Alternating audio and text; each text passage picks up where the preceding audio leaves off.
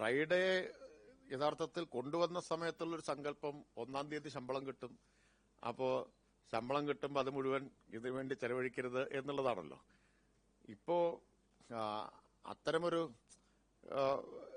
ഒരു മാനദണ്ഡം പ്രസക്തമല്ല യഥാർത്ഥത്തിൽ. പക്ഷേ ഡ്രൈ ഡേ നിലനിൽക്കുന്നു, അത് പൂർണ്ണമായിട്ട് എടുത്തു കളയാൻ സർക്കാർ ഉദ്ദേശിക്കുന്നില്ല. എന്നാൽ അതേസമയം ടൂറിസത്തെ പ്രോത്സാഹിപ്പിക്കണം. ഇപ്പൊ നമുക്ക് വലിയ നഷ്ടം ഉണ്ടാവുന്നു എന്ന് കണ്ടെത്തിയിട്ടുണ്ട്, ധാരാളം പഠനങ്ങൾ കണ്ടെത്തിയിട്ടുണ്ട്.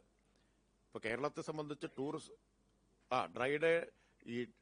ഡ്രൈ ഡേയുടെ ഫലമായിട്ട് ടൂറിസം മേഖലയിൽ വലിയ നഷ്ടമുണ്ടാവുന്നു എന്നത്.